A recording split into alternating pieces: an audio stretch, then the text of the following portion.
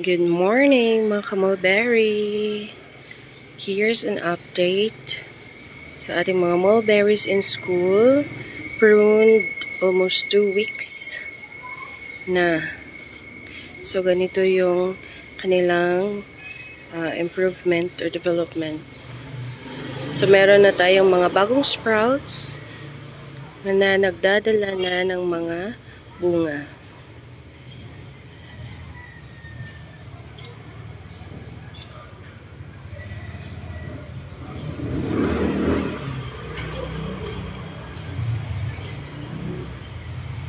So, ito yung effect ng ating pagpuprune sa ating mga mulberries.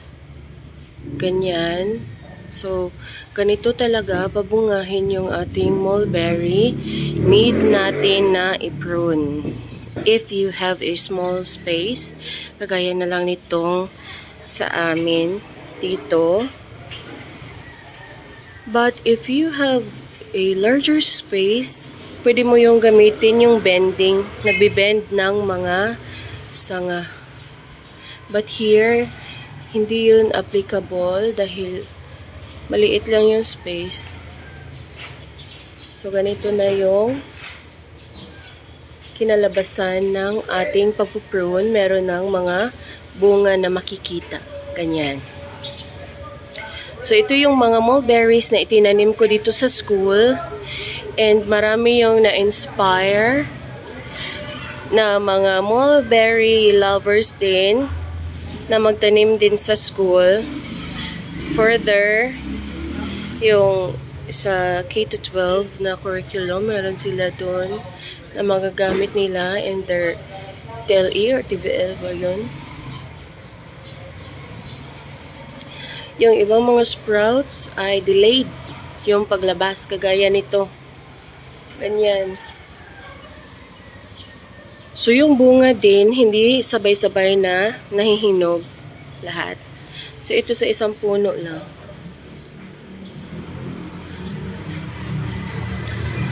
So, napapansin ninyo, bawat sprout, bawat bagong tubo na sanga, ay meron talagang dalang mga bunga, kagaya nito.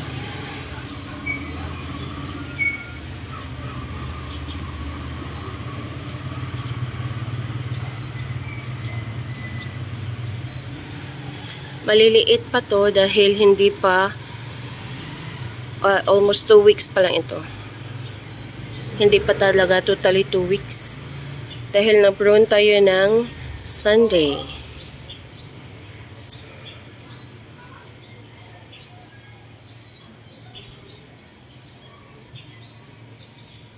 So, ina-update ko lang yung ating mga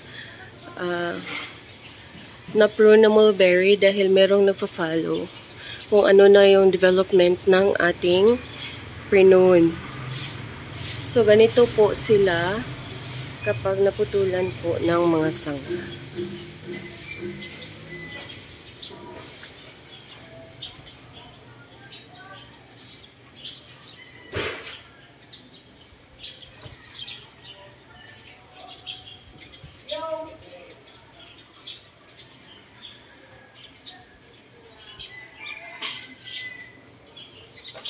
Meron naman tayo ditong 7 containers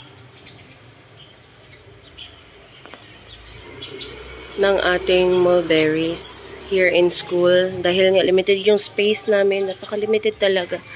Kaya nga, andito lang sila banda. Nainita naman, meron nga ako ditong mga eggplant. And dito lang muna tayo. Thank you for watching.